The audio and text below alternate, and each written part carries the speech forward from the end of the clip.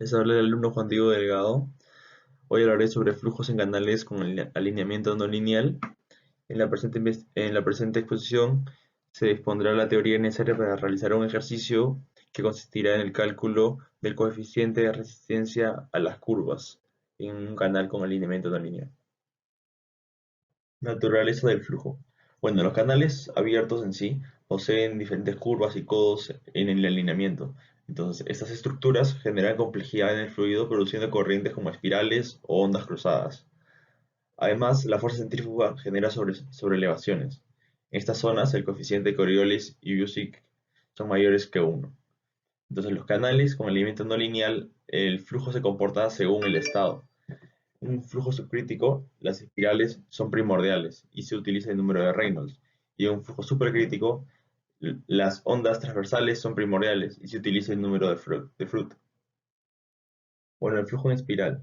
Este flujo se referencia al movimiento helicoidal de una partícula en dirección general del flujo. Este flujo fue descrito por primera vez por Thomson en 1876 y se cree este fenómeno se debe a la fricción de las paredes del canal, la fuerza centrífuga y una distribución vertical de velocidades.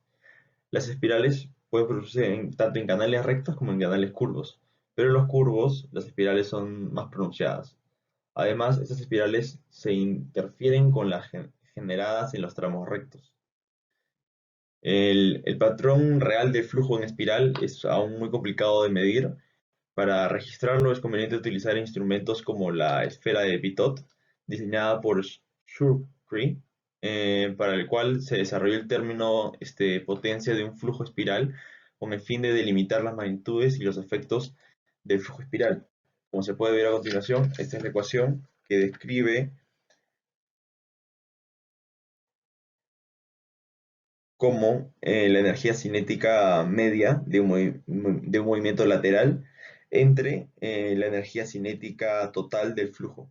Una vez se eliminan las variables de las energías cinéticas entre sí, se queda como la velocidad media lateral entre la velocidad total por 100, ya que esto se expresa de forma porcentual. Bueno, y la pérdida de energía, donde por fin aparece el coeficiente que estamos buscando, que buscaremos en el ejercicio. Este, las curvas de energía en los canales curvos suben una cantidad HF. La mayor parte de esta energía se disipa a lo largo de la longitud de la curva y la parte remanente se mueve a una distancia L. Se puede ver que esta energía perdida se expresa como HF y está en la siguiente ecuación, donde HF es igual a la energía perdida, FC es el coeficiente de resistencia de la curva, que es el que queremos calcular, vamos a querer calcular después. El B es la velocidad media de la sección y G es gravedad, ¿no? Y la sobreelevación. Bueno, según Schrödinger puede verse que la trayectoria de línea máxima de velocidad en un canal curvo se desvía desde un curso normal en una sección aguas arriba de las curvas.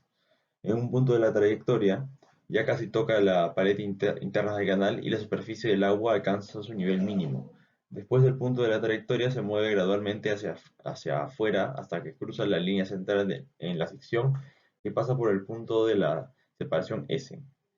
Y pueden observar acá las gráficas que se desarrollaron que nos permitirán resolver ejercicios de forma más sencilla. Además, las distribuciones de las velocidades hacia adelante y el perfil de la superficie del agua en las secciones máximas de depresión superficial pueden estimarse suponiéndose que la distribución de velocidad es teórica por tipo vórtice libre. Esto quiere decir la siguiente expresión, que a través de un proceso matemático se llega a esa conclusión.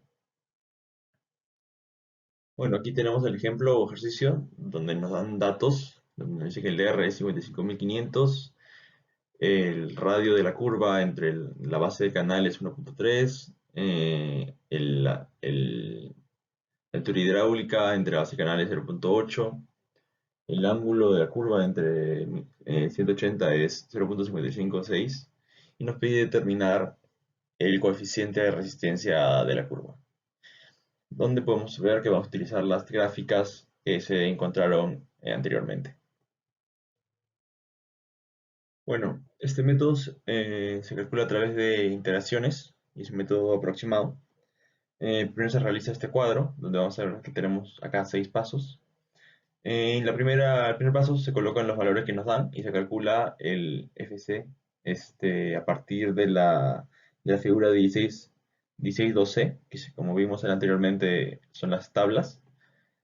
Luego se varía el radio, el RC entre B, que sería el radio de la curva entre la base de canal. Ahora se pone 1 en vez de 1.3 y se vuelve a calcular con la tabla 16.2B y se calcula el FC para los dos. Luego se varía el Y entre B y se calcula a través de la tabla 16.2b de nuevo y se calcula el tercer FC. Serían entonces 0.2, 0.23, 0.275. Luego, para el cuarto paso, se realiza una interpolación de estos tres números y se obtiene un cuarto valor, que sería el del paso 4. Luego se varía el ángulo entre 180, poniéndose a 0.556 y obteniendo un nuevo valor de FC de 0.245. Luego, se realiza de nuevo una interpolación entre el paso 2, el paso 5 y el paso 4. Se obtiene el paso 6. Y de esta forma se obtiene un resultado aproximado que sería 2.55 o 0.255 o 0.26, ¿no? Y sería el resultado del coeficiente de resistencia de la curva.